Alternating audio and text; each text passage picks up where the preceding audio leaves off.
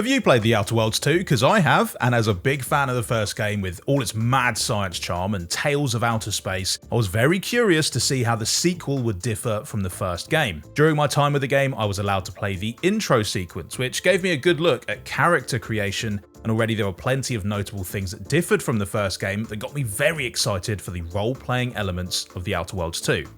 And right off the bat, when creating your own personal character, of course, there are a bunch of options to change how your character looks, which was great to see, but I was more intrigued by the actual hard stats and role-playing elements on offer. If you didn't know, your character starts the game as an agent for the Earth Directorate, and the background you choose isn't just for later dialogue choices, but also gives you a reason as to why you decided to join the Earth Directorate in the first place, which to me felt like a nice bit of world building to make your character feel relevant in universe. And the same can be said for the positive traits that you choose. These obviously have big gameplay implications, but again, they offer a really nice justification to your character's RPing by confirming the way that they conduct themselves as an agent. Nice touch.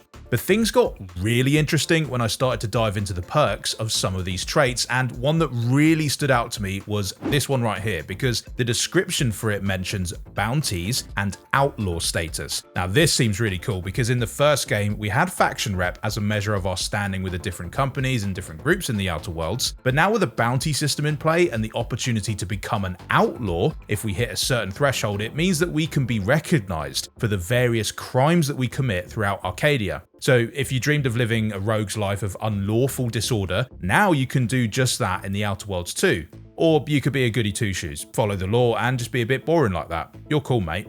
Now, it's completely up to you, but you do actually have the choice to take multiple positive traits in Character Creator, but if you do, you'll also need to take a flaw just to balance things out. So instead of earning flaws through your actions in the game, you'll actually just start off with them to help make your character feel even more uniquely crafted from the get-go. And another interesting mechanic that I learned about during character creation is the toxicity mechanic, and this seems to be tied to your use of the medical inhaler, which does make its return in the Outer Worlds 2. So seemingly you can have a level of resistance to the effects of using too many puffs on the inhaler, with less resistance meaning that you may need to cure yourself or something like that with other means if you have to rely on healing yourself too often. So you might need to work on increasing your toxicity threshold if you're the sort of player that likes to use a lot of different buffs in your inhaler. I also noticed that there's now an observation skill that is directly linked to finding hidden objects or subtle behaviors in conversation, which is another new feature that they've added into the game. I really like the thought that this put into my head of, oh, what if I'm missing something while exploring, or even just picking apart deeper story beats purely because my character picks up on some bad vibes off someone while talking to him. Very cool. And now the last bit for Character Creator before we move into the actual game. Now we knew that tactical time dilation would return for the Outer Worlds 2, but now the science skill is the attribute that you'll want to focus on if you want to extend the duration of it. So bear that in mind if you're more of a Max Payne type player.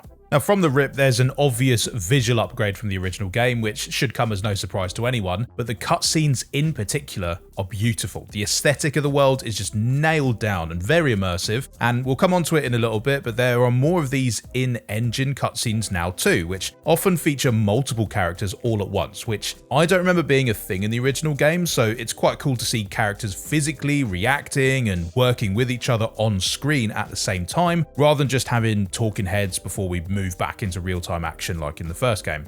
Now, the absolute biggest change that I noticed immediately during gameplay was the completely redesigned HUD. It looks so much cleaner in my opinion, and everything made sense being where it was. While I don't think the original game's HUD was bad by any means, it was maybe just lacking a few quality of life features that I would have appreciated, kind of like the mini-map. In the middle, we've got our vitals, and the bottom right has our equipment, including things like ammo, tactical time dilation charges, and throwables. If you compare the two, I think you'll agree this is a really welcome change that actually frees up the top of the screen for all of the action, while it actually gives us more info than before.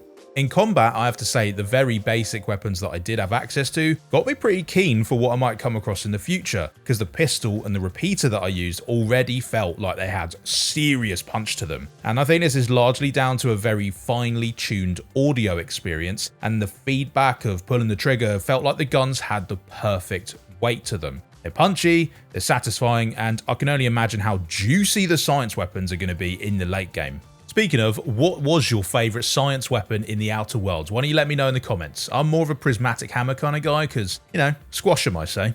I would have loved to have been able to use some science weapons in this one, but obviously I didn't get to see too many new weapons, but I did get to use a brand new piece of equipment that I think stealth players are just going to be best friends with. The distraction device is a small throwable that will draw patrolling enemies towards it, opening up new paths for you to sneak around it and get the jump on them, which seems like a really good bit of kit to consider if you're of the silent persuasion. But on the opposite end of that spectrum, players who love big, loud booms like me are going to be thrilled to learn that there's a new way to open some locked doors. So yeah, lock-picking skills, they're still a thing, but for some doors, you can also now attempt to open them using the explosive skill, provided that you have a high enough level and the firepower to match. And I think this is a welcome addition, considering I'm absolutely dreadful at playing the sneaky route, and honestly, explosions are just way cooler than fumbling around with bobby pins. Another great quality of life improvement that I'm a fan of is the ability to consume items directly from the world without actually having to pick them up. And I've seen this in a bunch of games now, and every time it's there, I feel like I just draw a wry smile and nod as if to say, I appreciate you game devs, thanks for thinking of me. I mean, my pockets are always too full to be collecting 12 2-hour energy brews, and who really wants to fumble around applying stimulotion in the heat of battle?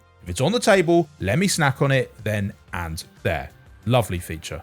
Something else that I really love seeing in games is the health bars on enemies, and there's now actually a handy indicator that lets you know if your current weapon has enough juice in it to one-shot an enemy. This little skull will appear if your next hit will do them in one go, which again is really helpful for stealth players that are using sneak attacks, or even snipers who are planning the perfect shot. Now, my time with the game was short, so there's just a couple more things that I want to chat about, but if you've enjoyed this video and you want to see more of the Outer Worlds 2 from us, as we get closer to launch, make sure you leave a like, drop a comment with what you're interested in, and subscribe for our future videos. So you remember those in-engine cutscenes I talked about earlier? Well, they can pop up at certain mission junctures as well, offering you a chance to talk it out with your companions and decide on how to tackle the next bit of gameplay. In the intro, I could choose between the stealthy bit or the loud route, which was a nice thing to see, kind of giving me more control over what parts of the game that I would enjoy more. I did decide to go stealthy this time, even though it's not my usual playstyle, purely so I could see what was on offer, but for future playthroughs, I'm definitely keen to try out the loud and proud options.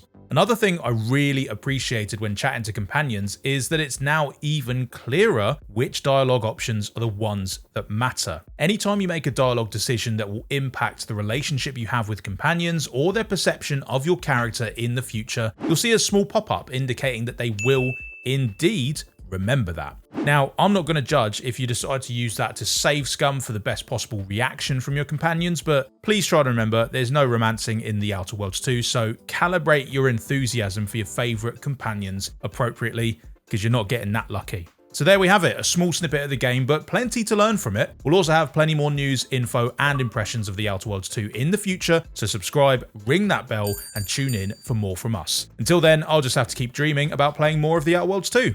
Bye!